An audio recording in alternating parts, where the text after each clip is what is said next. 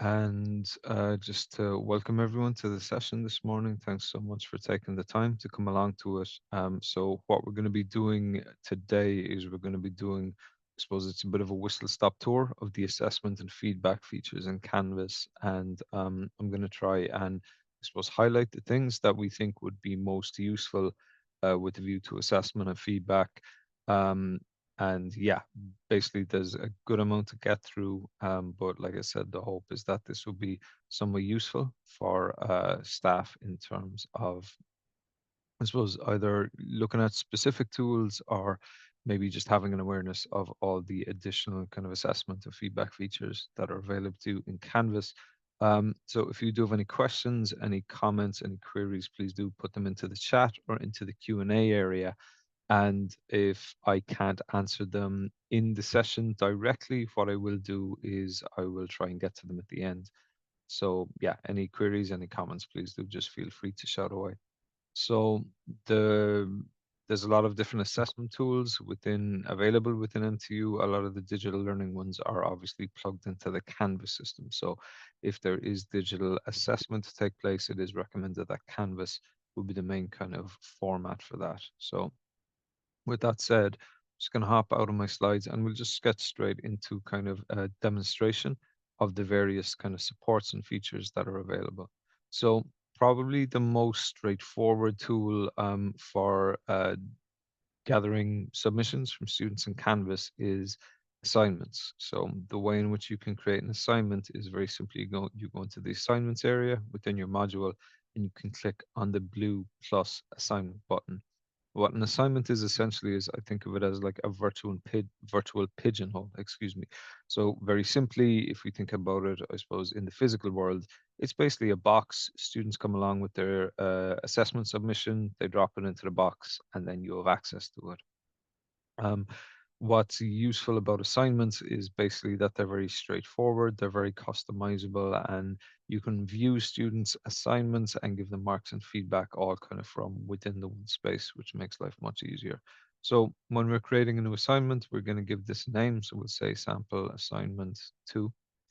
In the body area, then what you can do is you can usually put in some form of description about the assignment if you want to. So this assignment is for dot dot dot. And there's various formatting options and so on and so forth, but some of the more useful features, which I find myself anyway, in terms of this kind of space, and anywhere you see this kind of what's called a rich content editor in Canvas, is that there's a number of useful kind of features in here that can make life a bit more easy for yourselves, easy for students. So one thing, for example, is links. So you can put in an external link, so you could link to google.com. But another useful way of doing it is I might say this assignment will focus on what we covered in. And then when I click into the module links area, what I can do is I can basically pull a link to anything that is in this assessment. So I might say, for example, under units, might go week 1. So this assignment will focus on what we covered in week 1. And when students click on that, then they get brought directly to the week 1 unit that I set up in the module. Or else you might decide to link back to previous or other assignments or so on and so forth. So again, just a useful way of being able to signpost students to the kind of space that they want to. You can upload images or so on and so forth. A useful feature as well is you can also upload documents directly. So I might say here is the brief for this assessment. And then I simply click on this icon. I click on upload document. And what I'll do is I'll just grab a random PDF and stick that in. So from a student perspective, then they have a link directly to the assignment brief or relevant document or case study or sample. If you wanted to get more interactive with it, there is a feature as well up here for this particular icon where you can upload or record media. So if we click onto that, it'll give us the option to upload. But if I just click on the record tab here, then what this will do is allow me to record a message directly into the camera. So instead of describing the brief, I might say, I click start recording, get a countdown, say, hello everyone, for this assignment, I would like you to XYZ dot dot dot dot, finish, save media, and that sticks that video in. So there's a number of options in terms of being able to signpost students to the relevant resources. I'll get rid of that so I don't have to be looking at myself. Um, so you can use that to signpost students to relevant resources, to link out to different assignments or elements in the module, so on and so forth.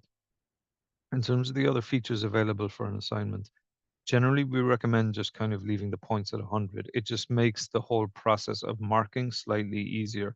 So if you want to, obviously, for example, if this assessment is worth 30% of the overall module mark, you can change that to 30 if you want to. But generally, you have to work out the weightings yourself anyway when it comes to my ban. So generally, we would recommend leaving the points at 100 and just marking out of 100. Just makes life a little bit easier. Assignment group, you don't really have to worry about display grades as. Generally, you can set this to whatever you want, but points or percentage is kind of the main feature. Submission type, then, there's a number of options available. The most common, most useful, and most effective uh, format for assignments is very simply that the submission type is online and that it's a file upload. Text entry means that students can type directly into the assignment, which is grand, but they have no option to save their kind of work or so on and so forth. And just generally, it kind of makes life much easier for everyone if they're creating a file themselves, like a Word document or a PDF, and uploading it. Website URL means the assessment will only look for a URL. Media recording is if you want students to submit a recording of themselves. That's a useful feature, but only if what you're looking for students from kind of takes the form of a video. For some staff, it might be students performing a particular activity, playing a particular instrument, in reclege, demonstrating a particular way of deadlifting, or it might be, for example, a video diary where a student can kind of record directly into the camera. Student annotation is where I can basically upload a file, and if I select student annotation, the file that's associated with this particular assessment, students won't have to submit a file. They just take the file that I have and they mark it up. They add comments, they add feedback, so on and so forth. So those are all useful features, but by far and away the most common, most effective, most familiar, most straightforward for everyone is that it's online and that it's a file upload. You don't really have to worry about the other tools in terms of no submission or on paper or external tools. No submission or on paper are basically the same thing. It means the students Canvas will create an assignment or in the grade book or in this module, but students can't upload to it. So that's only for quite specific kind of instances you need that. An external tool we'll talk about another day that just relates to a number of different um, excuse me, additional kind of plugins for Canvas that we've made available. But yeah, sorry, all of that is a long-winded way of saying what we would recommend is online and file upload. Submission attempts, we generally tend to recommend leaving it at unlimited. If you want to, you could set it to limited and one attempt. But if a student uploads a wrong file or if they want to upload something close to the deadline that's more comprehensive, then it's difficult because they've already used up their one attempt. So generally, to make life easier, mainly for yourselves, we would recommend setting that as unlimited. Plagiarism review is something I'll circle back on. I'm doing a session on Turnitin later in the week, so I can speak in more depth on it there. But plagiarism review is basically a way of identifying, excuse me, um, adding a potential plagiarism check to the student. So essentially, the potential plagiarism software MTU has Turnitin will review any student's uploads and compare it against. If we just select it there, it will compare it against existing MTU student submission, website content, periodicals, journals, publications, so on and so forth. So, like I said, I'll be doing a proper session on that on Thursday. And if you can't make it, there's no problem. The recording will be available afterwards. Group assignment, you rarely have to worry about, and peer reviews is not something you have to worry about either. What is important though is the options for assigning access. Generally, assign to is set to everyone because if you want to everyone in the module to submit against this assessment, you can just leave that as is.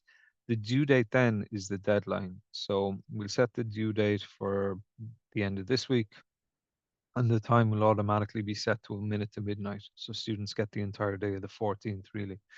The thing about the due date is students can still submit after the due date has passed, But what Canvas will do is it will basically mark their submission as late. So you'll see something within SpeedGrader which says, hey, the student submitted on the 16th after the deadline.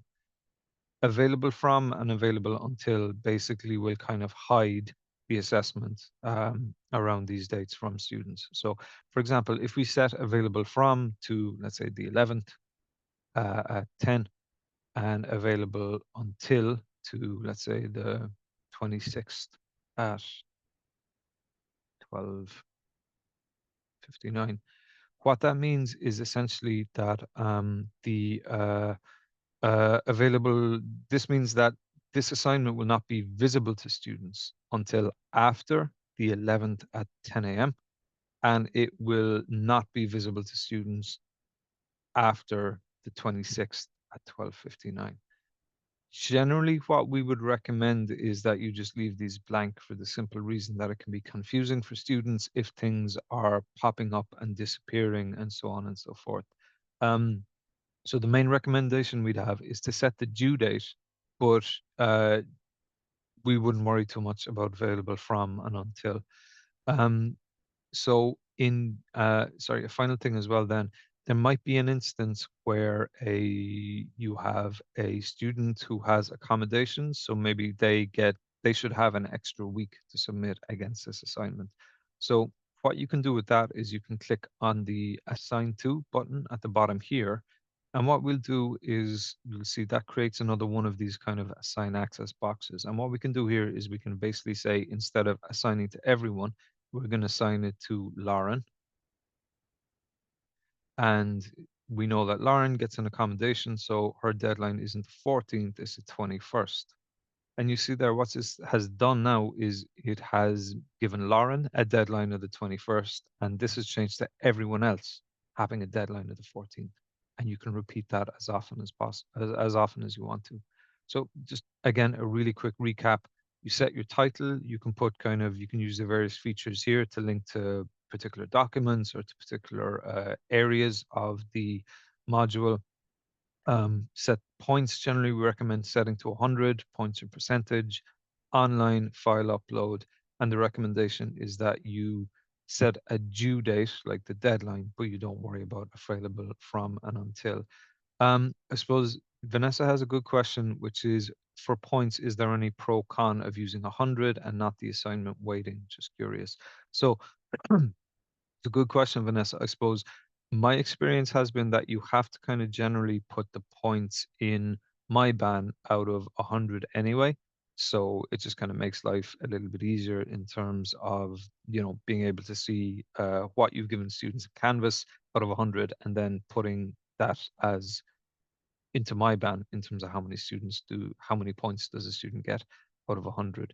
Um, the other element as well is generally, and look, this is probably my own bad maths more than anything else, but there can be, I suppose I found it difficult if like this is worth 40% of the total module mark and I put this to 40, it just becomes a little bit more complicated to give students actual marks, if that makes sense. So if this is 40, let's say if I was marking out of 100, I might say, okay, well, the student gets 66.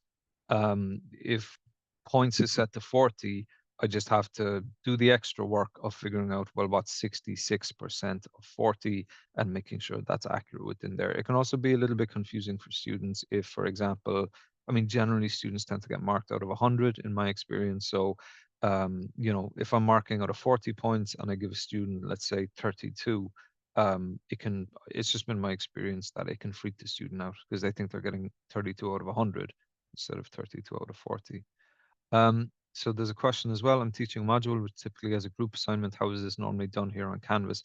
Generally, the way that you would work that is you would go into people and you would set up the groups. Within the assignment, there is the option to click this is a group assignment. And what you can do then is you can divvy up the I suppose the group category that you've kind of set up inside in people. And there's an extra option if you want to assign grades to students individually. If that's not ticked, you basically mark students as a group. So yeah, so that's how you can set up group assignments. First, you have to set up the groups by going into people and by going into the groupings there. and setting up groups. And from there, you can set, this will give you the option to pick the group category you want, or you can create a new group set from within the assessment as well. So when we're happy with all of that, we can hit save and publish. Oops, I'll just untick that. So we'll just hit save and publish. And yeah, the assignment is set up. And a very useful step in terms of doing this as well is obviously to use our view a student button up here. And what that will do is it will just give us an indication of what the student actually sees. So again, we can see that we have the links here, which will, if clicked, will send us to the relevant units. We upload a document, we can click that, and that will display that particular document for the student. So where generally I would use this is I'd put the full brief for a particular assessment up as a PDF, let students view that. And from a student perspective, they hit start assignment, they click there, they select their file, they submit assignment, they can add comments into it if they want, and that then is done and dusted from a student perspective. The feedback tool that is available within Canvas for assignments then is called SpeedGrader. The way in which we can access SpeedGrader is very simply we click into our assignment. So we know the deadline has passed, students should have uploaded. So we click into the assignment. From here, if students have submitted, we can click on download submissions, and that will download all submissions to our own machine if that is something which we would like. Otherwise, what we can do is we hit the SpeedGrader button here, and that will open up SpeedGrader in a new window. So within SpeedGrader, the student's work is displayed on the left-hand side over here. We can move through the various student submissions by clicking on the drop down up here and kind of move through whatever student's work has been submitted, or use the arrows to go back and forth. We can see here when it was submitted, we get the word count. And again, if we want to, we can download the original file from here. So the way in which this system works is basically, as I mentioned, all of the content or the student submission is displayed on the left-hand side here. And from here, there's a number of different tools available to us in terms of annotation. So for example, this tool allows us to basically just drop in comments, something like good introduction, watch out for dot, dot, dot, dot, dot. There is a highlighting tool as well. So for example, if there's particular content we want, we can highlight it. And again, we can add in content, say not sure if this is relevant, so on and so forth. So there's various kind of tools that are available there, and we leave those, or you can kind of play around with those in your own time just to see what kind of features are available. But this allows for quite specific commentary on particular areas of the assessment. Um, but another feature which is available then is over here in the bottom right-hand corner. So if this is the specific feedback, then this is the general feedback. And what this allows us to do is very simply, it allows us to add in general feedback. So this might be something like good work overall, strong introduction, watch out for your referencing, dot, dot, dot, dot, dot. The other big feature, obviously, is the grade feature here. So when we're happy to give a student a mark, we can put in, for example, 66. And so we've given them our specific feedback, given them general feedback, given them a grade. When we're happy with all of that, we can press submit. And that student's work then has been marked, and we've committed kind of our feedback to it. Generally, these are the most kind of straightforward, or the most common kind of feedback tools within the space. There is one or two additional kind of features which Canvas makes available. So one thing here is at the bottom of this area on the right hand side, for example, is the ability to add in speech recognition. So instead of having to type content in, what I might do is I might hit the record button. I would say really good work overall, full stop, strong introduction, ensure that you are using the correct form of referencing, so on and so forth. So that's a useful feature if, for example, you don't feel like typing in work for or responses and feedback for every single student. You can use that tool as a way of very simply speaking your feedback to them. If you want to, you can click on this button here to attach a file. So for example, for some reason, I want to give students a particular file. to accompany this feedback. I can do that there. And this is a new enough feature within Canvas. What I can do if I click on this is basically this will allow me to record a message directly into to the students through the webcam if I want to. So I can select my webcam, I can select my microphone, and I can record a message directly to students. Alternatively, I can click on this button here for screen capture. Now, if I set this to enabled, what it will allow me to do is it will allow me to select a particular tab or a particular area. If I hit share, so I'd have to get rid of this, but if I just to demonstrate briefly, if I start recording, 3, 2, 1, what this will do is basically this will allow me, you can see here that I'm currently sharing this tab and that screen recording is in progress. But what this allows me to do is this allows me to actually record my screen while I'm giving students feedback. So if, for example, you were marking something visual, this would be particularly useful because it would allow me to go through the student work to say, this is really good. Watch out for this bit here. I'm not too sure about the use of that image, blah, blah, blah. When I hit finish recording, you have to get rid of the first kind of little bit where kind of there's the infinite screen and death. But if I hit save media, just to demonstrate, what this allows the student to do is they can come in when it's time to get their feedback, they can come in, they can click here, and it's currently being kind of saved and converted. But basically, they'll be able to see that screen recording that I've done, where they can see me looking at their work on my screen and giving them feedback on that. So again, it's a relatively new feature, but it's particularly useful, I guess, maybe more so than anything if you're marking work that's quite visual or has a lot of diagrams, then you can use that as a way of just, yeah, recording your screen. So recording yourself, talking over, looking at the student's work. So that's a real whistle-stop tour of feedback and speed grader. Um, Generally, maybe just to mention briefly something, just in case, something to be aware of. If we go into a submission where a student has submitted something, we go into speed grader. What we can do is we're going to give them the marks here. And if we just hit submit,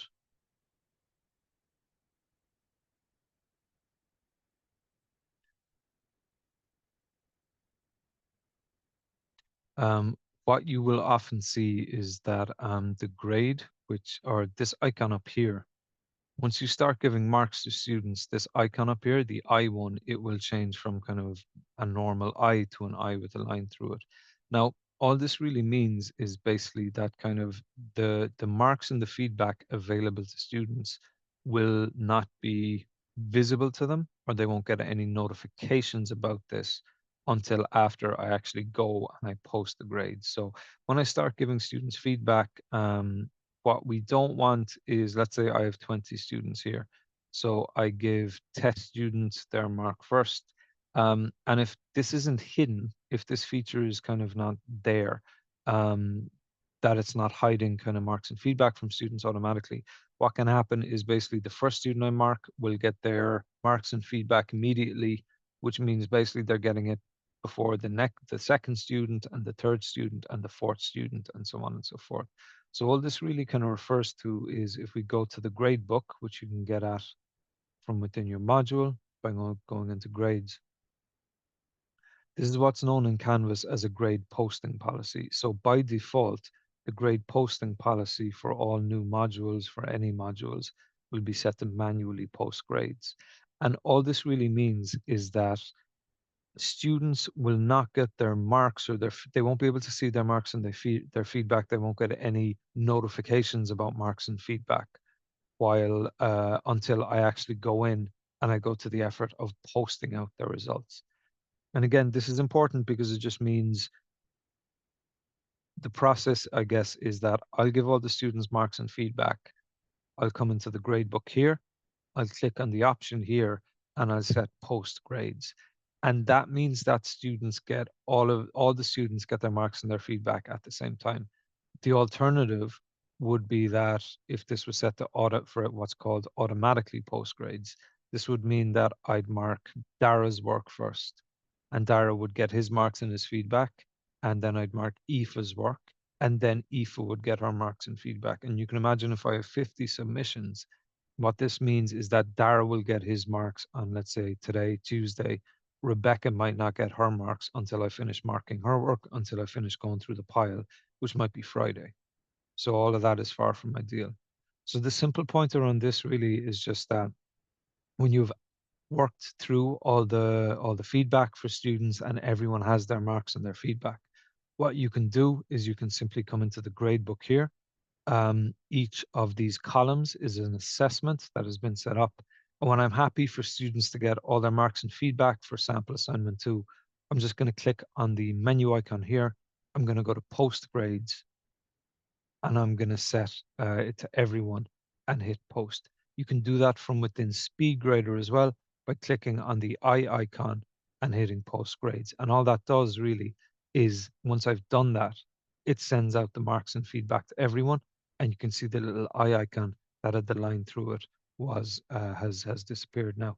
I suppose the only reason I'm saying this is really just because you won't have to worry about this. By default, all new modules are set to manually post grades, but it does just require that kind of step at the end that when I've given everyone their marks and feedback, and I'm happy for all of that to go out, I come into the grade book or I go into the speed grader and hit post grades up here, or I hit post grades here. And all that does is it just allows me to send out all the marks and feedback to students at once. Alternatively, if you want to do the opposite, you can follow the same process to hide grades. And once they're hidden, you can see that little eye icon will appear in the gradebook. The gradebook is where we can basically view all of the marks and students that have been given, all the marks and feedback that have been given to students already. So each of these columns is an assessment. Obviously, each of the rows is a student in the module. If I want to, at any stage, I can click into the gradebook to give some students their marks and their feedback. So, for example, if I'm not too pushed about giving students detailed feedback for this, I just want to give them their marks, then what I can do is I can click through the various elements here into the various cells and okay, this person got 56, this person got 71, this person got 59, this person got 65, so on and so forth. And if I click the little arrow next to it, at any stage, I can hop into the speed grader for this particular person, or else I can mark, for example, their work as late, missing, or excused. So, for example, if I know that this student does not have to submit against this particular assignment, what I can do is I can click on the arrow, I can click excused, and I can leave it at that. And basically, that's just a useful way of me being able to track the various marks that I've given the different students, and also being able to identify to myself, okay, this the work for this particular student is excused from this particular assessment. Excuse me. Um, Obviously, the gradebook is very useful as a way of tracking the marks and feedback that students have gotten for different assignments for when it comes time to put it into my ban. An additional useful feature for this is that I can submit work on behalf of students. So, for example, Dara, for various reasons, was simply unable to upload to Canvas, but they emailed me the file. So what I can do with this is basically I can click into the cell for Dara, I can click on the arrow, and I can hit submit for student.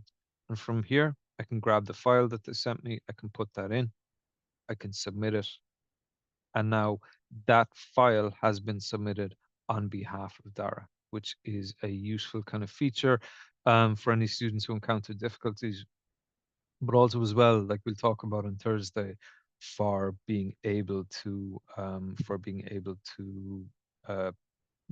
submit to students to submit students work to turn it in on their behalf if they're having difficulties.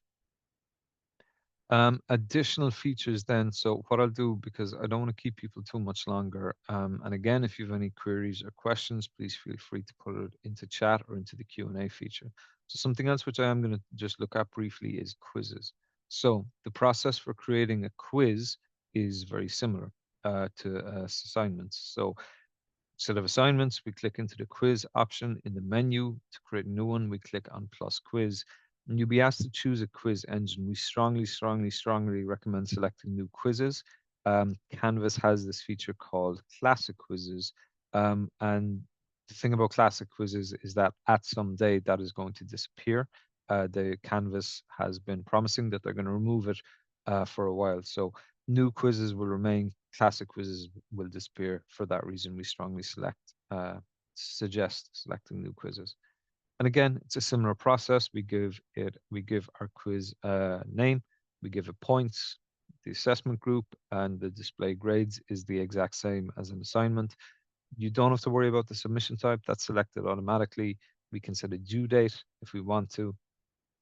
And I'll come back and I'll talk a little bit about available from and until for quizzes in just a little while. And when we're happy with that, we can hit save. But the better option, if we want to make our quiz now, is select build. And what build does, so that's kind of created the quiz, the process we just went to. What build does then is it basically allows us to begin adding questions. So within this quiz, we can add a question by simply clicking on the blue plus icon here. And we might say, okay, we want a multiple choice, multiple answer quiz. So pick one as the question. The question stem then is basically the question that the student will see. So we might say, pick one of the below. And we can put in the various answers. So A, B, C, so on and so forth. And if we want to add more answer options, we can click on the answer item here. Each question will come with some choices, which generally you don't have to worry too much about. If I want to, I can show an on-screen calculator, or else I can shuffle choices. Shuffling choices basically means these will just be presented. The answers will be presented in a random fashion. Grading, you can decide what you want. This will change a little bit because this is multiple answers, which means more than one answer is correct. We can set exact match, which means they have to match the specific ones, or partial credit with penalty. You don't really have to worry about aligned to outcome. You don't really have to worry about item banking, or at least I'll talk about that in a second. When we're happy with that, we hit done. Oops. We can get rid of any using the dustbin icons here. We hit done. And that's one question created. If we want to, this process can be, we can edit it by clicking on the pencil icon here. Otherwise, we can simply select to add another question. This time we'll say multiple choice. We'll say pick one. And again, we just go A, B, C, so on and so forth. Again, the options will change a little bit depending on the question type, but yeah, you can simply hit done. Another, just to demonstrate an alternative, might be that we want to create an essay where a student has to actually type something. So say essay question, we set the question stem to be the same. So yeah, give me a breakdown of dot dot dot.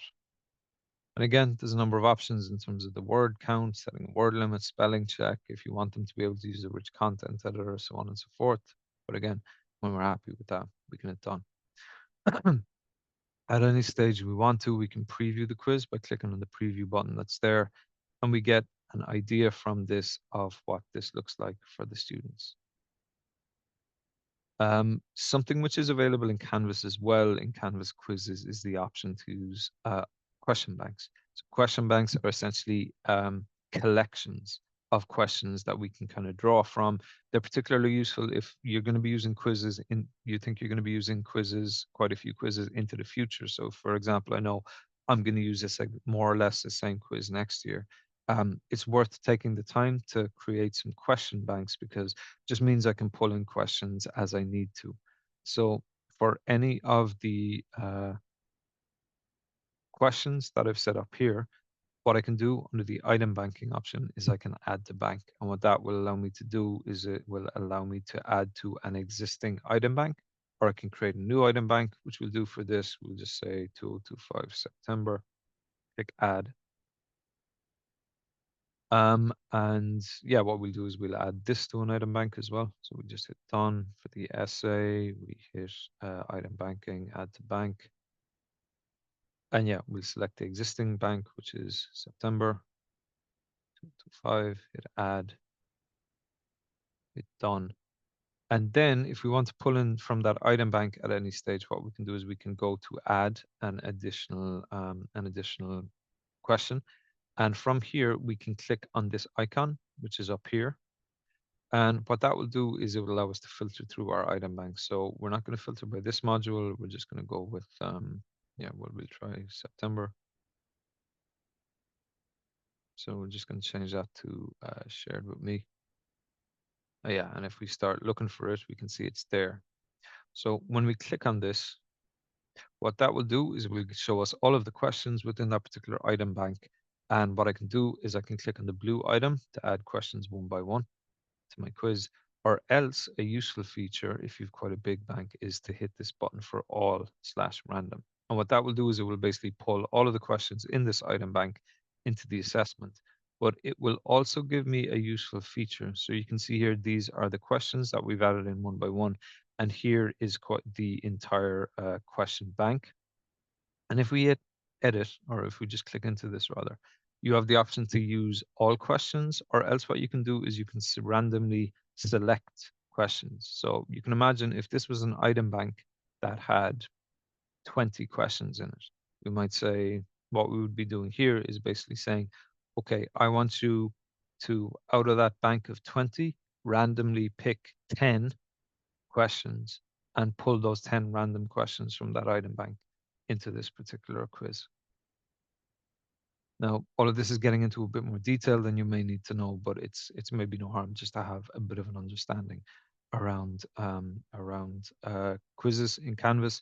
When we've added our questions, all that's well and good. The other big thing that we need to look at here is very simply settings. So settings for a particular quiz, most of these are kind of surplus to requirements, but some of the important ones that you would want to look at, by far and away, the most important one is this one at the bottom, which is hide results from students. So for example, if you don't want students to be able to see, um, you know, once they've completed the quiz, which question was right or what the right response was, or so on and so forth, then you want to tick this. And why that's important to tick is from an assessment integrity point of view. What you don't want is you don't want one student finishing the quiz in like 10 minutes, being able to see which of the questions were correct or incorrect and sharing that information with other students. So generally it's recommended, strongly recommended, to hide results from students. You can mess around with the specifics of what gets shown or not shown inside here, but generally we would recommend just clicking that button at a bare minimum. You can allow multiple attempts if you want to, although generally that's not really kind of recommended. Again, if this is a summative assessment, then allowing multiple attempts probably isn't a great idea. The useful feature, right, is setting a time limit. So you can set this, for example, to 1 hour. Generally, I tend to tick this myself, which means instead of students seeing a big long page with all the questions, it just presents questions one at a time. And it's important to click this button to allow backtracking. So if this is ticked, it just means students will see a question and respond to it, and then they'll see the next question, they'll respond to it. Allowing backtracking means that they can just go backwards as well. So the student answers question one, and then on question three goes, actually, I'm not sure if that response to question one was correct. I want to go back and change my answer. So ensuring that this is ticked allows that to happen. Shuffling questions just means the questions get presented in a random order. Shuffling answers does the same for answers. So um, generally, the most important ones to set is hiding results from students, ideally setting a time limit if it is for summative assessment. And yeah, you can decide yourself. The rest are kind of more individual decisions. When a student has submitted, you can see the results, or you can see how they got on by going into the moderate option and clicking on a particular student. You can also generate some reports in terms of how students responded to this. So that's a real kind of whistle stop tour of, I think, the main features inside, assessment features inside in Canvas. Something that I might just very briefly mention, we won't get too much time to go into it, is just rubrics, which are available inside in Canvas assessments. So What a rubric will allow us to do very simply is if we click, once we've set up our assignment, what we can do is we can click on the rubric button, which is available here. And from here, we can add a particular rubric to our assessment, which will just support, I suppose, a particular marking scheme. Or else, something which you can do is if you set up a rubric or if you've created one already, what you can do is you can select an existing rubric.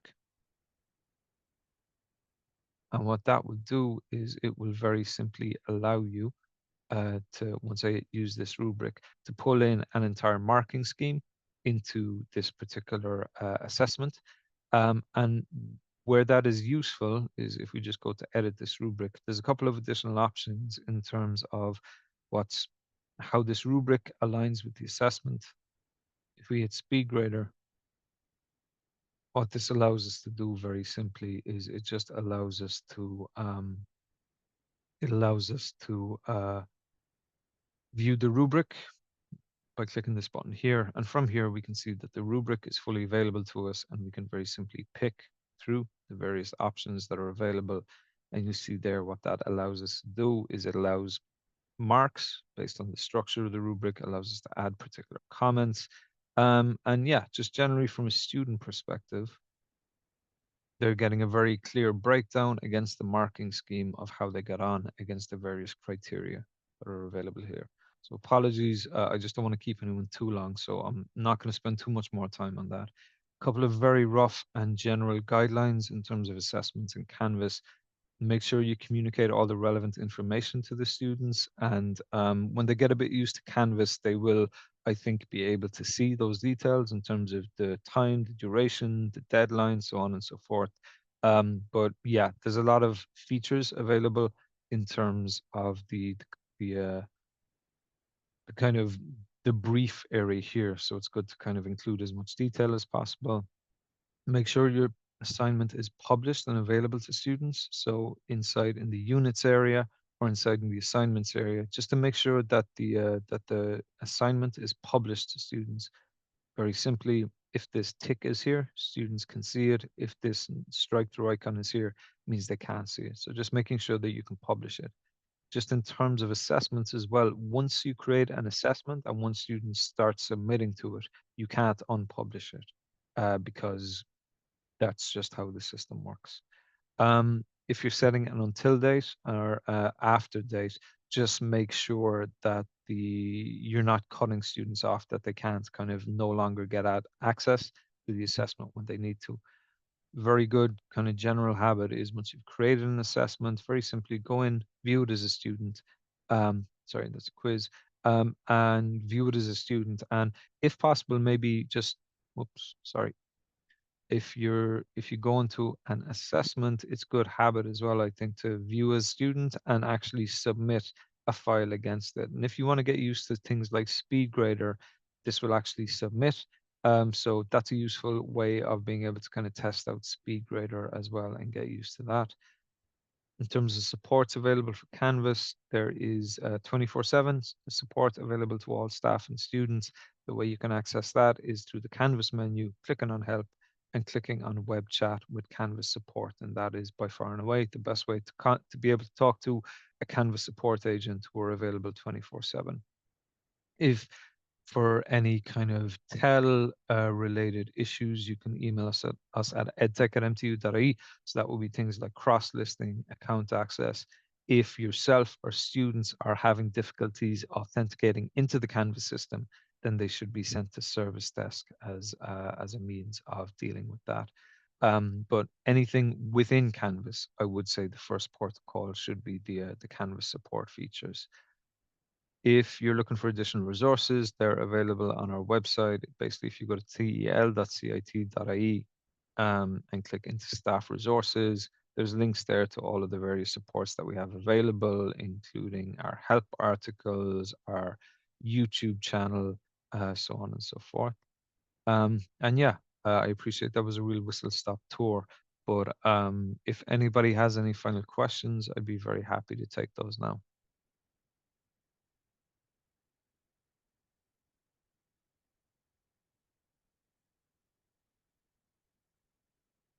Okay, so everyone seems happy enough. So look, all that's left to do is simply to say thank you all very much for your time and attention. Wishing you the best of luck with the start of the semester, and hopefully see you again at some other stage. So thank you very much, everyone, and take care.